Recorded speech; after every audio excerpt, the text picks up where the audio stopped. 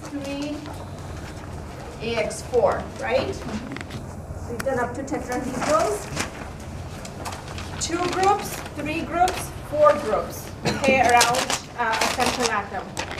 If you have 4 electron groups around the central atom, technically that would mean that you have 4 things coming out of it. That's really what it means.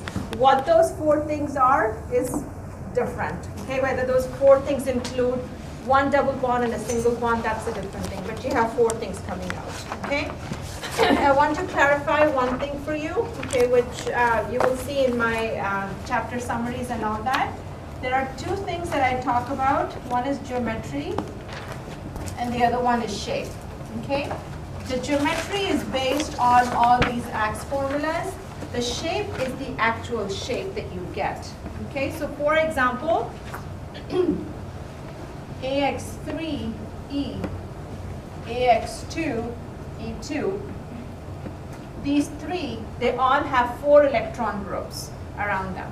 Okay, whether those 4 electron groups are coming from lone pair or terminal atoms, it's a different thing.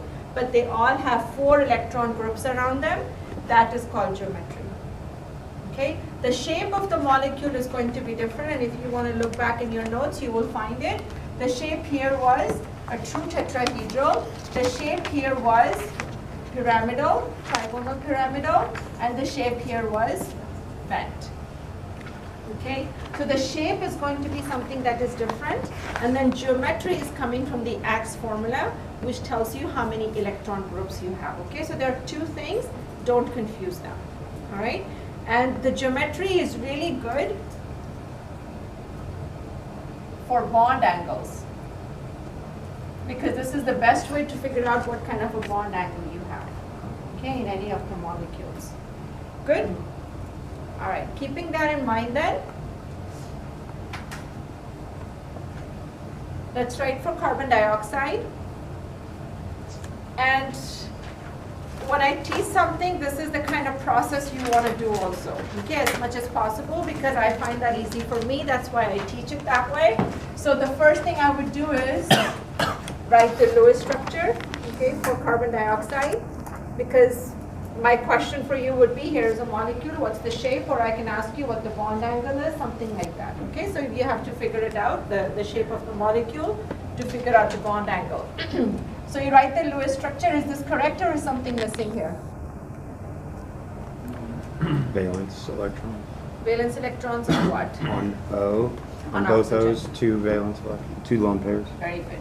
For the Lewis structure, it's really important you write all the lone pair of electrons. When you're doing the shape of the molecule, okay, the valence electrons or the lone pair of electrons on the terminal atoms don't do anything. Okay, the central atom is the key. Okay, when you're working on the shape of the molecule. Okay, so then once you have the right Lewis structure, okay, then you can work on the ax formula. Okay, over here, and the ax formula for this is A.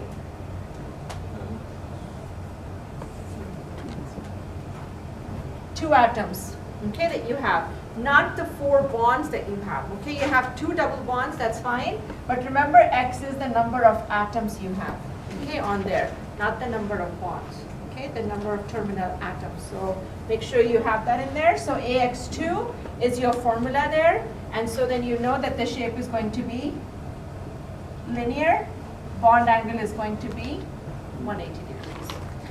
That's the process that you end up taking. Good? SO3, go ahead and write the Lewis structure for this one and do the same process, 30 seconds. All right. And remember, sulfur can have the expanded shell. Okay, did you do that? No? I didn't walk around to check all the fun structures. Okay. So sulfur in the middle, no doubt about that. Is that correct? Yes? Okay. Sulfur in the middle, 3 oxygens all around. Keep it as symmetrical as possible, okay, as we discussed before. And it's obviously not symmetrical there. That's better. And then at least 1 bond that goes all around. All all right? Sulfur has how many electrons? 6 electrons, okay? So 3 are bonded, 3 remaining. Oxygen needs how many bonds? 2. Oxygen needs 2 bonds, so here we go, and everything is happy now.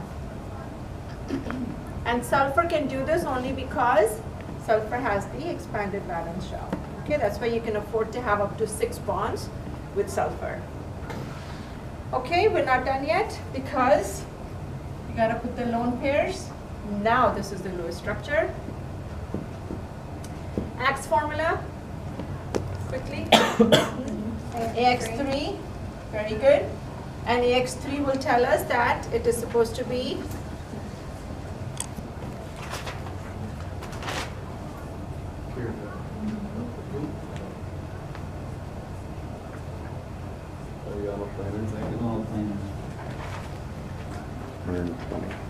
there is no lone pair left. Pyramidal would have the lone pair on it. Right? So here are the structures. A2 is linear. AX3 is trigonal planar. Okay? Yeah. So that's how you would do this. Are we good? Step by step. Okay? Take the process step by step. And here's what we will do for, let me see. Now let me finish one more thing and then we'll go back to our worksheet. Okay. Oh, can I borrow this for a second, if you don't mind? Okay, thank you.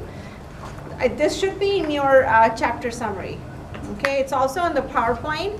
I worked hard at this. You can probably tell. Anyway, so all of this is there for you, and you should use this. Okay. Of course, you won't have this on the exam, but you have this while you're practicing. Okay, so keep this handy. Thank you so much. Okay. So far, all that we've done has been for octets, well, not for exactly for octets, but up to AX4, okay? But you can also have AX5, you can also have AX6, okay? So for example, if we take something like PCl5, which we also know phosphorus has an expanded valence shell, so if we take PCl5 and write out the Lewis structure for this, Cl, Cl, Cl, Cl, and Cl, do I have any electrons left on phosphorus? No? No? No. No, should not be anything. Okay, left on phosphorus. Okay, excellent. So now in this case, that's the structure for it. But PCl5 is a little bit different, okay, than what we've been working on because this is an expanded shell. Okay, so let me go ahead and show you what it will actually look like. What am I doing? This is what I should be doing there. Okay, I thought I had some more stuff in here.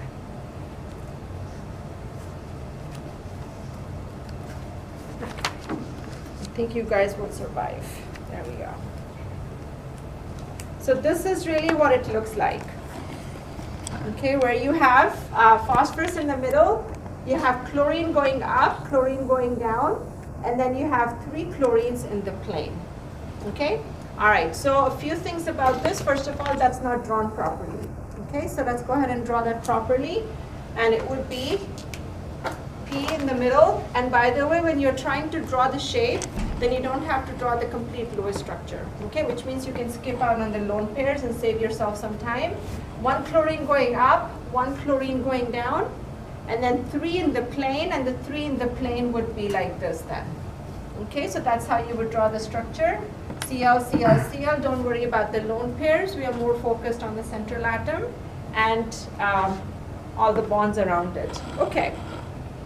Now a little bit about bond angles, as we always do the bond angles. Okay, so the chlorine going up and down, the bond angle is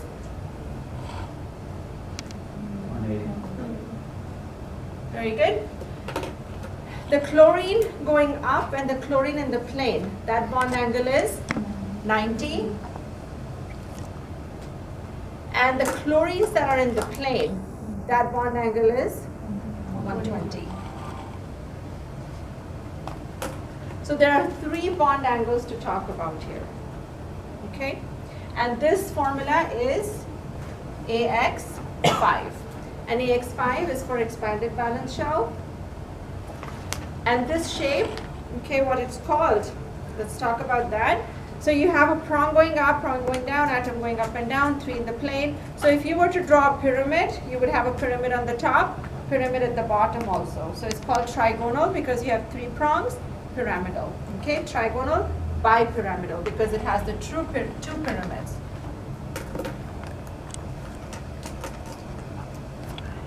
I think is it BY or BI? It's BI. I think it's BI. It's BI. Because usually Bi. when it's two, Yeah. it's BI. Yes. Wonderful English language, so hard. Okay, all right. Trigonal bipyramidal, that's the structure for this. Now what happens if we have something like AX4E? AX4E is also 5 electron groups, correct? 5 electron meaning that it still has the expanded shell, except that now you have 1 electron pair, okay, on there and 4 atoms in there. Now, as somebody who's learning new chemistry, and even for myself, since I'm not an inorganic chemist, I'm more of an organic chemist, this gets a little bit hard sometimes, okay, is they have 5 atoms from here, and you have to wonder, which one do I remove, okay, to get me the lone pair. So when we had the tetrahedral, that was not a problem, okay, so a tetrahedral was, now what, I don't have a tetrahedral here? Oh, here I do, okay. The tetrahedral is very symmetrical, okay, so it's not even an issue. You can literally take any of these because they're all the same and remove any one of them, okay, and it will still be trigonal pyramidal, okay, that's all fine. But when you start having something like this, removing the top atom gives it a different shape versus removing something from here gives it a different shape. Do you see that? Okay, it's completely different. So as you learn more and more, then you learn to realize which ones to remove. Okay, and technically this is the right one to remove, and you end up getting a shape like this. Okay, and this is called the seesaw. And you thought chemists don't have fun.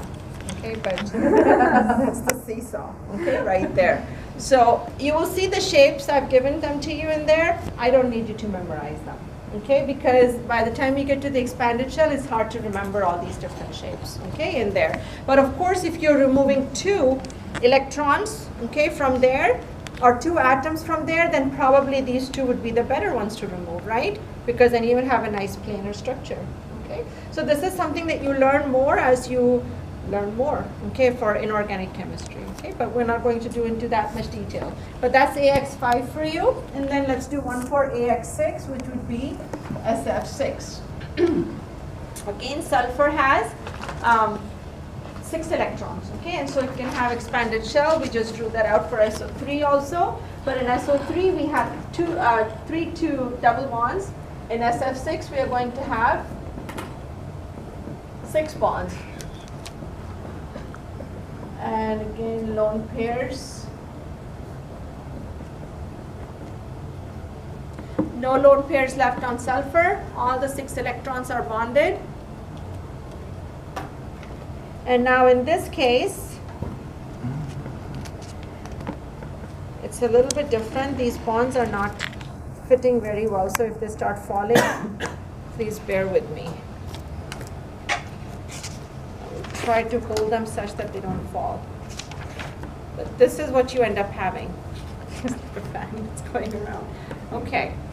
All right, so where you have the 2 fluorines going up and down, and then you have 4 that are in the plane.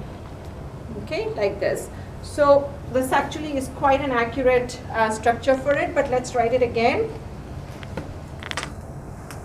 Just so that we can see clearly what we're doing. Here, that. And then fluorine, fluorine, fluorine, fluorine. So the bond angle for the top and bottom again is 180. And the bond angle between the 2 fluorines from the top to the plane, that one is 90. And then between the 2 fluorine is also 90. Okay, so the bond angles change. Regarding the shape of this molecule, let me put this together again. I'll show you. I took the wrong box. Okay, that. And one more. Here we go. Okay, So here are the 4 prongs coming out. And again, if you draw a pyramid, now this is not a 3-side pyramid, this is a 4-side pyramid, okay? This side, and then you also have a pyramid down here. So you have 4 planes, and this shape is called octahedral because it has the 8 planes to it.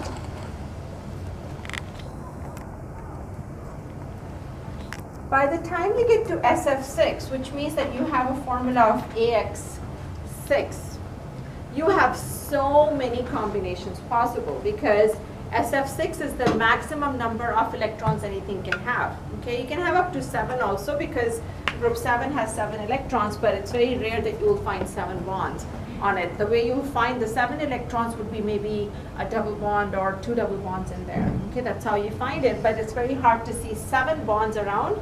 6 is the maximum that you will find. But with AX6, the combinations are many because you can have something like AX4, E2, AX3, E3. Do you see what I mean? Okay, because you can keep removing the atoms and you can start having lone pair of electrons where you have only this many number of atoms. Okay, so the shape will start changing a lot. Okay, when you get to this many number of electrons. So it's very hard to keep up with all the shapes. I would like you to make your best judgment possible if you come across something. Okay, otherwise try to keep it as simple as possible. Okay, there is no use memorizing that whole chart. What I would like you to memorize though, or remember, is these.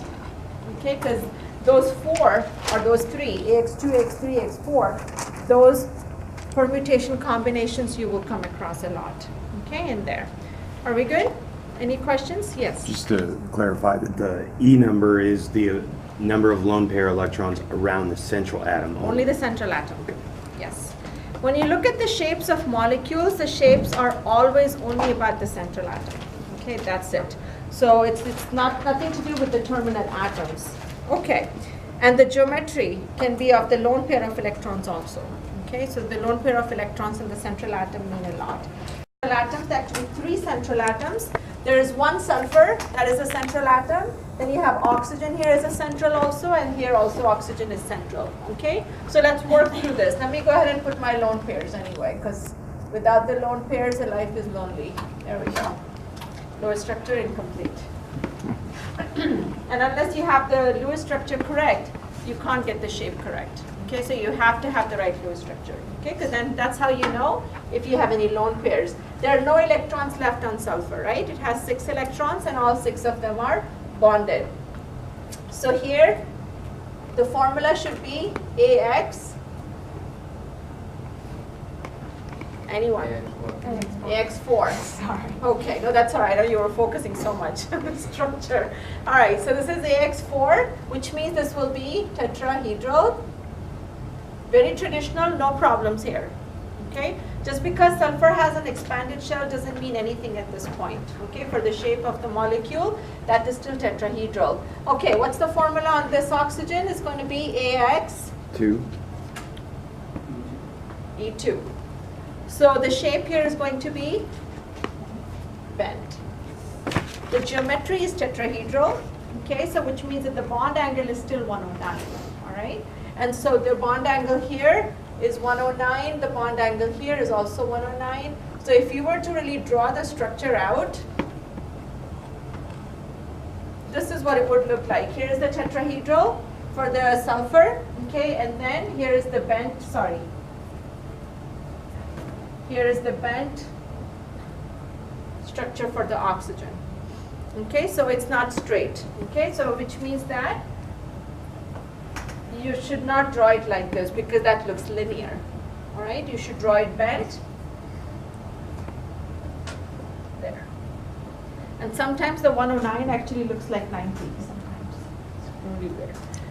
Anyhow, so if you have 2 central atoms or 3 central atoms, you can have different shapes going on in a molecule. And that's what makes it so unique and so different, you know, about stuff. Because all these molecules, they have 3D shapes. And so that's how it goes on. Okay, and are we good? Questions? Anything about this? No, okay. Because all of this is leading to the next part, okay, of this chapter, which is polar molecules. Okay, and so we talked about electronegativity last time, and electronegativity was straightforward. It was the attraction of electrons, okay, towards itself, and that is part of bonding, by the way, the previous chapter. So let me write what we did.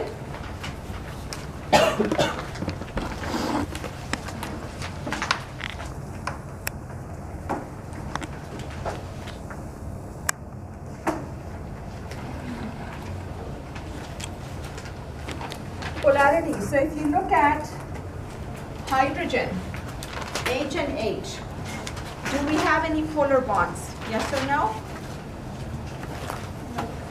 No. Okay, no polar bonds in this one because hydrogen has the same electronegativity, it's the same atoms. Okay, so if you have homotopic atoms, then you don't really have any electronegativity. The way we show polarity in a molecule is by what's called the dipole moment.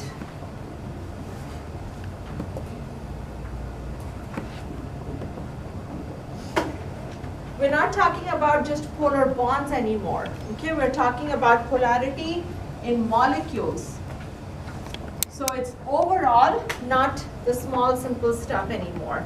So dipole moment is the movement of a molecule in presence of an electric current.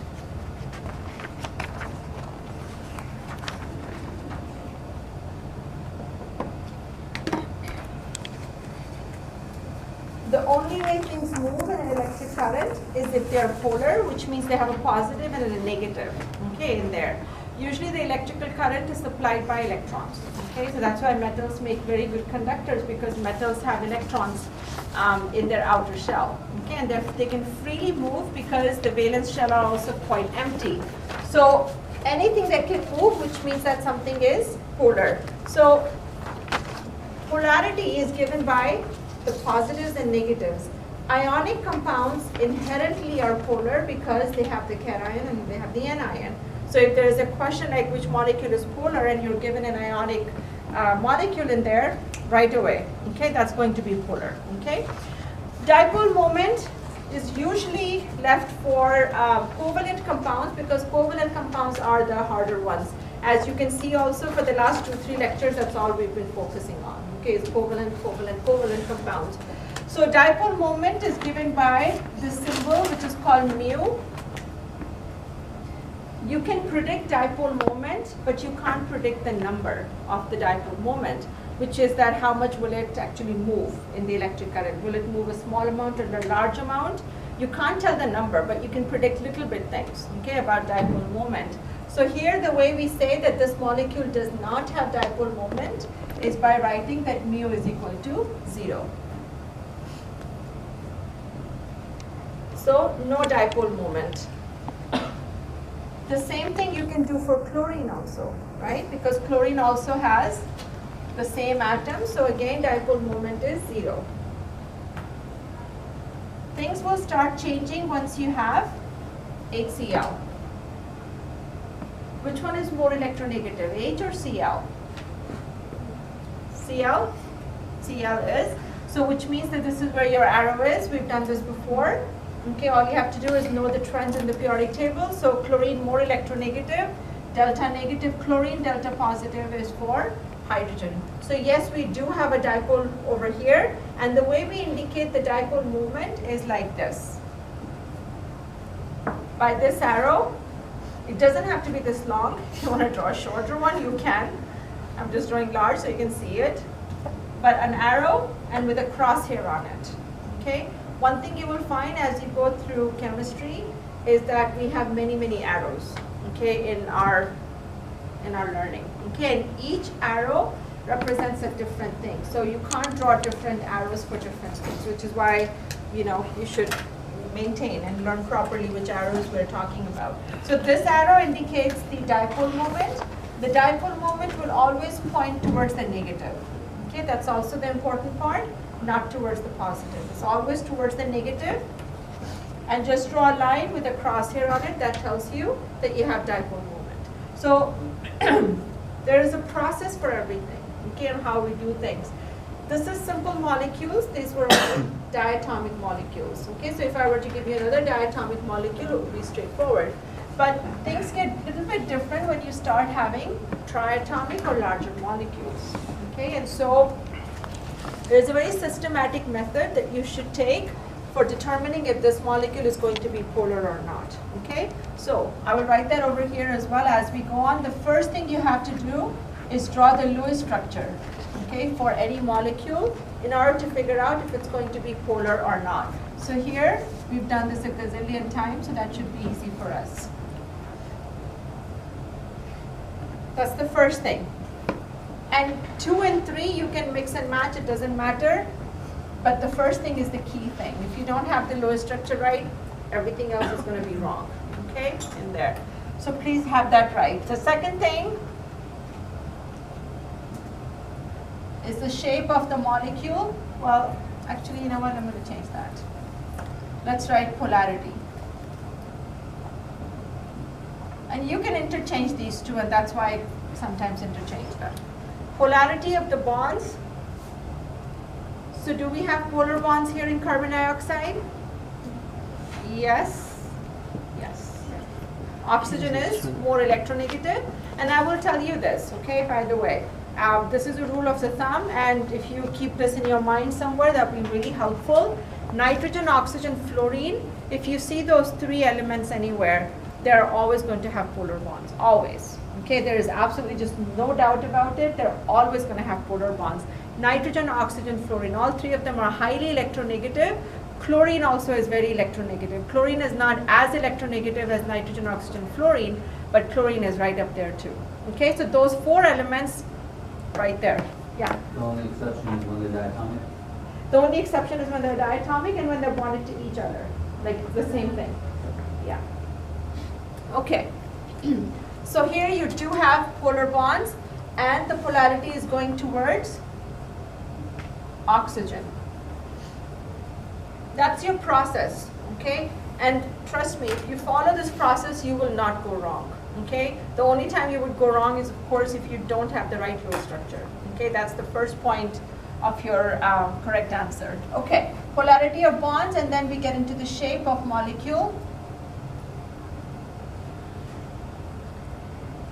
So everything that we have learned from the last chapter to this chapter also, everything just builds up on each other. And the shape of this molecule is linear, okay, as we just did a few minutes ago. This is AX2, so it's linear, which means that the bond angle is 180 degrees. And then the last thing that you do is you determine polarity of molecule. This is where you're going. That's your final goal, okay, to figure out the polarity of molecule. And I will give you a disclaimer for all of you who are going on forward to more chemistry. Yay, this is a whole chapter in GenChem2, okay? Just this aspect, all right, of it. So you need to know the Lewis structures. You need to know all of this so that you can go on to GenChem2. Again, a whole chapter on it. And then when you get to organic, there's just no getting out of it, okay? There's absolutely no getting out of shapes of molecules or polarity or electronegativity or anything like that, okay? Up to biochemistry and so on. So please, this is all very key, okay, in understanding all of this. Okay, so finally we are ready to predict, okay, whether we have polarity or not in the molecule. So carbon here is in the center. Carbon here is in the center. You have 2 oxygens. The way I look at polarity of a molecule or dipole moment is like a tug of war, okay? And then you have these 2 atoms that are pulling onto carbon, right? They're pulling electrons away from carbon, but because these 2 atoms are the same, they're pulling at equal strength. Is that correct? So am I moving anywhere? Is the carbon moving anywhere? No, it's not, okay? And that has to do because of the shape of the molecule, all right? Because the shape is such that oxygens are completely on the opposite side. So if they're pulling on the opposite side, then you have no movement, so dipole moment is 0 at that point. And if you're thinking why this is important, okay, why all of this stuff is important, is because dipole moment helps us to predict whether something is going to be gas, liquid, or solid, okay, which we have not really quite addressed yet, okay? you know water is a liquid, but why is it a liquid? We haven't really quite talked about that, okay? And that comes in GenChem 2, and all of this is the basis of that, okay, as to how you can predict whether something is gas, liquid, or solid, and the second thing is how things are soluble in each other, all the physical properties of substances, that's where it comes from. So with something like H2SO4, because the hydrogens are bonded to the oxygen, that would make it so that the polarity was different? Yes. Like it wouldn't be equal to 0? It would not be equal to 0, okay? Yeah, so let's go there now and take another molecule.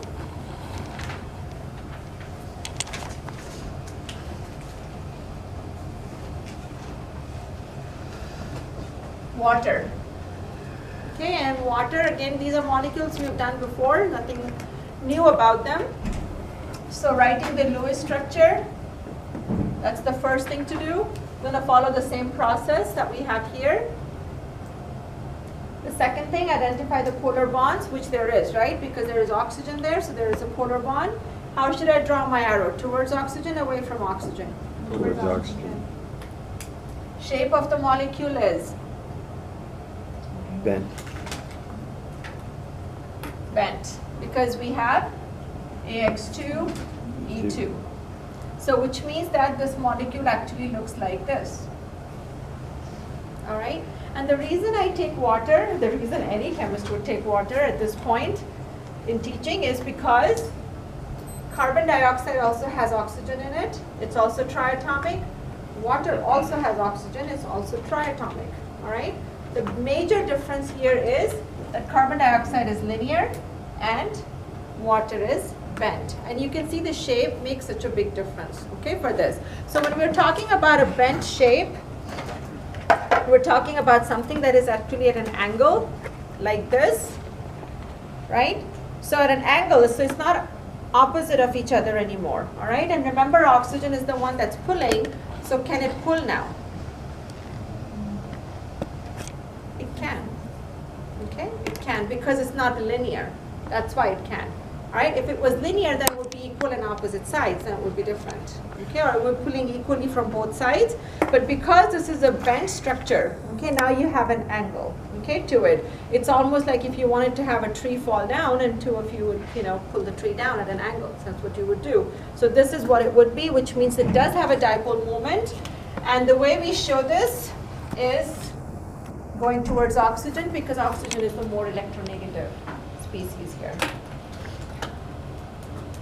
Okay, all right. Now I want you to just think about it for a little bit. I'm not going to go too much into this because you will see this more later. Is just a couple properties of water and carbon dioxide. At room temperature, carbon dioxide is a gas. At room temperature, water is a liquid. So which means that just this little property over here change the physical properties completely, okay, of both of the substances. Okay, one is gas, one is liquid. The second property I want to ask you is carbon dioxide soluble in water? No. And if you've ever drunk any soda before, you know that it's not, because if you open a soda bottle or anything like or a can and you leave it out for a while, all the carbon dioxide is going to escape, okay, from there. And so it is not soluble in there, okay, which means that the properties are so different, okay, of both of them, that it just makes it very different molecules, okay. And this is something that's really important in understanding the physical properties of molecules. So here something is linear, this dipole moment is 0, here something is not linear, and here dipole moment is something, okay. We don't know what number, but it is something. Let's do a few more examples.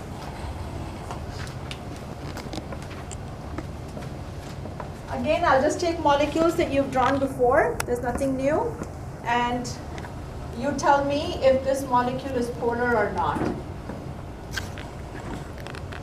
In 10 seconds. Yes. Yes, very good. Okay, nitrogen is there. Nitrogen is electronegative. And the shape is not planar. That's the key thing. All right, the shape is not planar.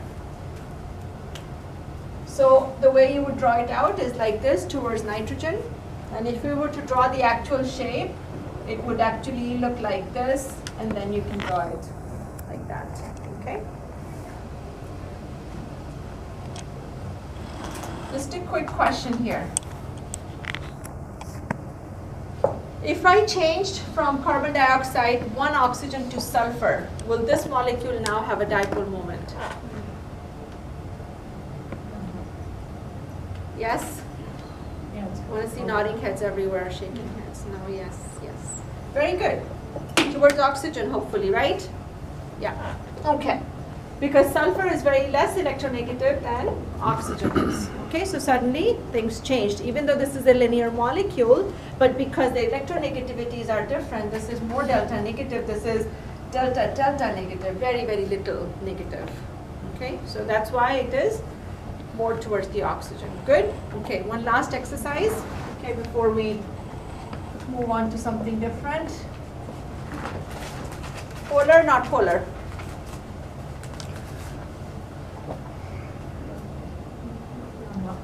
Not polar? Tetrahedral molecule, right? Do you have the tetrahedral thing in your mind? Okay, just keep that in mind, okay, as you're going through all of this. So let me make it over here for you. Here's the tetrahedral, okay, and it's sitting right here. Okay, so dipole moment is 0, all right, and that's how you write it. If dipole moment is 0, no arrows then. Okay, you gotta write it as 0. If I change one hydrogen to chlorine, do I have polarity now? Yes. Going towards where? Towards chlorine. Okay, fantastic, no problem. What if I change 2 to chlorine now? Still polar or non-polar now? Is there point the same? Look at the structure before you answer. Yeah. Okay, write your answer in your notebook. You don't have to say it then, because I know you're so shy. Make sure you write something, okay? Don't just leave it to hypotheticals.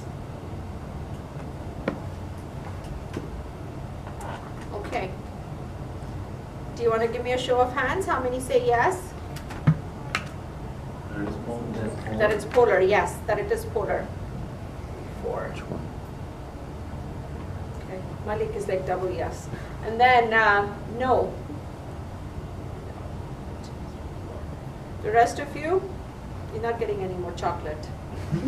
That's it, we're done, we're through. Okay, you gotta answer, you know that. Okay, all right. So the minority rules here this time, what happened? Okay, so yes, this is polar actually. And the way you have to see this molecule is not the way it's kind of drawn like that, because that's misleading. And that's the problem of writing 2D structures, okay? Because in 2D, everything seems flat, but it's actually not flat at all right? So if you look at these 2 dark ones as chlorine if you want to, and the 2 light brown ones as the hydrogen, then you can clearly see they're not actually opposite of each other, okay? They're at an angle. It is tetrahedral, okay? So it's 109 angle, so yes, okay? It is going to be polar, and the polarity will be towards the chlorines, okay, over here. That's how you should view this. And let me change the structure, and then you can see that I deliberately drew it that way so that you would think differently, okay? But technically in a tetrahedral, you can move the molecule around whichever way you want, okay? And then How would you write that? how would you write that? You would write it like this, okay? This one you can't. I know, I'm like, No, the first one you can't. That's why it's hard. But at the first one, I draw it like that just to make it a point that you remember that the bond angle between the 2 chlorines is 109. The only time you can nullify something like this is in the first structure when all of them are the same. Okay, that's the only time you can nullify any polarity. Okay, otherwise it will be polar because the bond angle is 109. All right, let's go on to Cl, Cl, Cl, and hydrogen. Polar or not? Very easy. Polar? It should be polar because you have 3 chlorines pulling towards themselves, only 1 hydrogen. And now let's change it to all chlorines. And yes or no? Because now you have all chlorines there. Okay, all right. regarding the dipole moment, that's about it that you need to know. Okay, is that's if the molecule is going to be polar or not, and that's how you indicate it. That wonderful sheet that I gave you for working today, where is that gone here? Okay, you already put it back in your binder. All right, the wonderful sheet that I gave you today, please use this one, okay? This is really very good. You can download more of this if you want to. So you wrote the Lewis structure on it already. Today we did the AX formulas on it and the bond angles.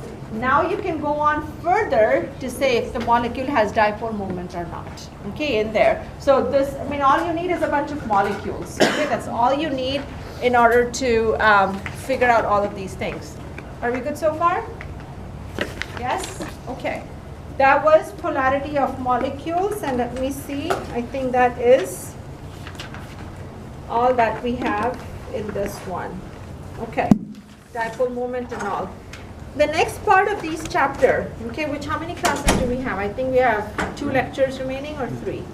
Is it 2? I think it's 2 remaining. Thursday's a test. Thursday's the exam, and then Tuesday we have a class, I think. I don't know if I'll be able to finish this. I don't know. It's in the But let me just introduce this topic to you. Okay, we'll finish this next week. But let me just introduce this to you, okay, a little bit. The next part.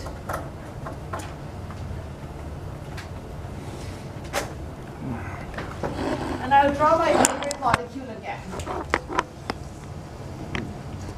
Very simple molecule. All right, so when we look at a molecule, and remember these are all molecules, we're not even talking about ionic bonding, okay? And by the way, can you do me one favor really quick, okay, before I do this? Can you write me the Lewis structure for NaCl real quick?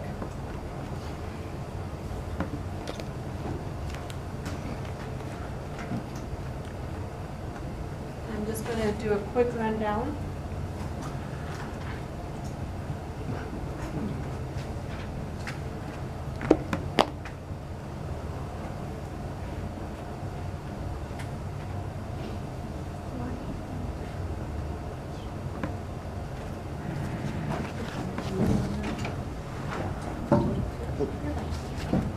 Okay, 100% wrong for everybody. Because you forget. It happens, and I had to do this before I went to the new one because your exam is coming up, and you need to remember this.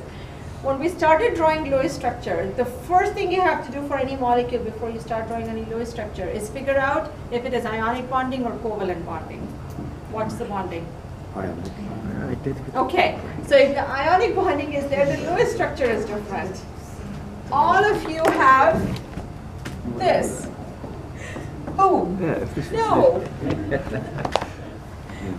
We forget that this is ionic bonding, so here,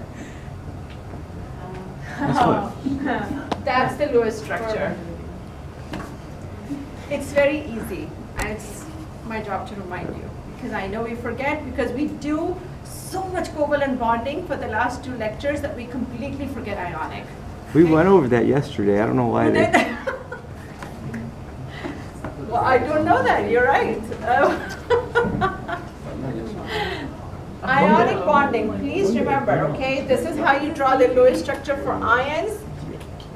This is how you do for covalent. Your first task in everything is to figure out if something is ionic or covalent. Let me also give you another worksheet, which will be helpful for this exam also. Don't just think that this is for the shapes of molecules, but this has a whole bunch of Lewis structures on it also, okay? So again, more practice here for you.